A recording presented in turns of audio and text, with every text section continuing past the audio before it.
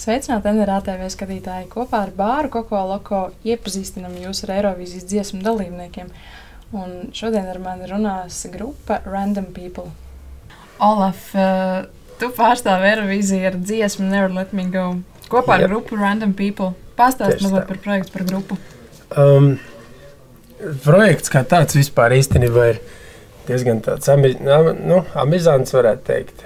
Ja ne, Jānis Pols, kas ir dziesmas autors, kā zināms, 3 stundas pirms tā finiša, kad drīkst iesniegt dziesmas, viņš sarakstīja dziesmu mājās, guļamistabā, vienkārši. Vai tas ir iespējams vai nav iespējams? Un sarakstot dziesmu, iesniedzot, viņi iekļuva pusfinālā. Un tajā brīdī iestājās tāds tā kā neliels šoks, ko tagad pasākt. Jo pats viņš nevēlējās izpildīt, varbūt nevēlējās, bet viņam ir citi plāni jau nākotnē, un viņš ir pats ārzemēs tajā laikā un atpūšās. Un caur Twitteri, caur visādiem saitiem un šitiem te draugiem LV un caur visurien tik meklēt cilvēku, kas varētu to dziesmu izpildīt uz skatuves. Tad kādā dienā es saņēmu tā kā piedāvājumu, vai tā kā negribētu uzņemties to dziesmu izpildīt. Es pirms tam biju jau saņēmis piedāvājumu no Grieķijas, vai es nevēlos ar grieķu dziesmu piedalīties. Man vispār šogad nebija nekāda plāna kāpt uz Eirovīzijas skatuves. Es principā tikai pagājušajā gadā atgriežos mūzikā ar savām dziesmām, un šāds pagrieziens man nebija plānots.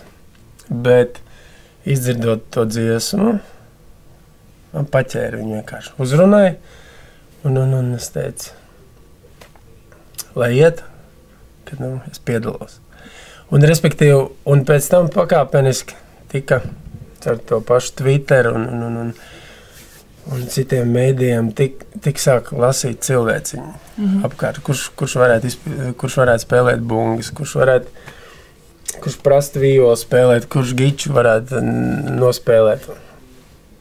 Un, respektīvi, no visurienes savācās cilvēki, un tīri loģiski radās arī nosaukums diezgan žigli. The Random People. Jā, tāds. Tātad Olafs Bergmans, The Random People. Par dziesmu pastāst. Par dziesmu.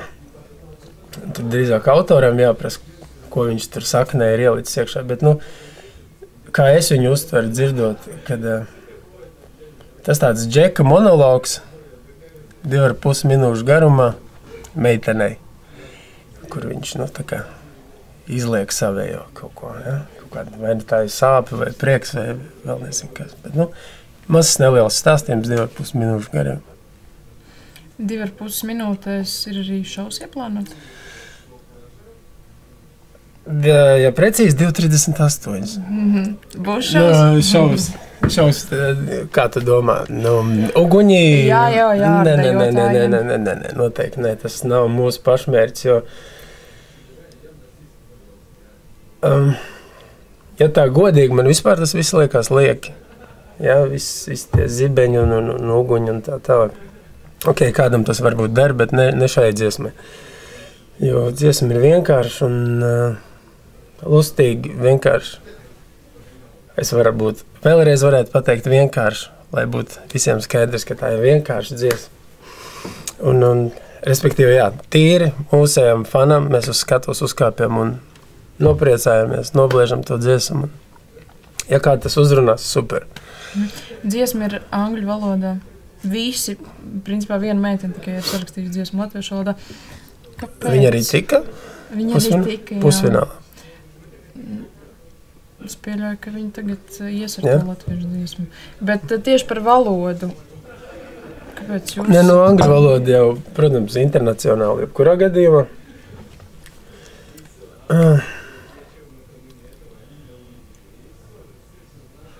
Jā, es esmu domājis par šo, ka arī franču valoda ir internacionāla. Viņi var atļauties dziedāt savā valodā, itāļi skaisti. Lai gan arī igauņi dzied savā valsts valodā. Es nezinu, kāpēc tā ir iegājies.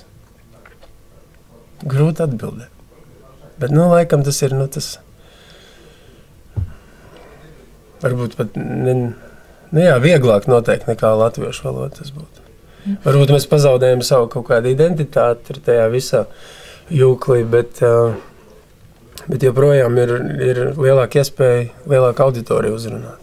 Laikam droši vien tāpēc. Pastāst par savu pieredzi jau. Vai tev ir bijis sanācis saskaties ar Eirovīziju? Mums ir tik daudz laika? Bišķiņ vēl ir. Ir, jā, ok. Pats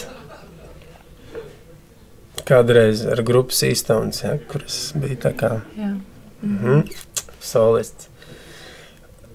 Man šķiet, uz Latvijas Eirovīzijas skatos mēs kāpām gadus 3 pēc kārtas. Vienreiz arī paspējām Lietuvas Eirovīzijā piedalīties. Tā kā, gana liela pieredze. Jā. Un kā ir ar stresu? Pēc 5-6 gadu pārtraukuma noteikti būs. Būs. Labi, Olaf, bez stresa, kaut arī stress ir veselīgs, bišķiņu vajag, lai viss izdodas, lai balss nelūst, un vēl tev veiksmi. Paldies. Paldies.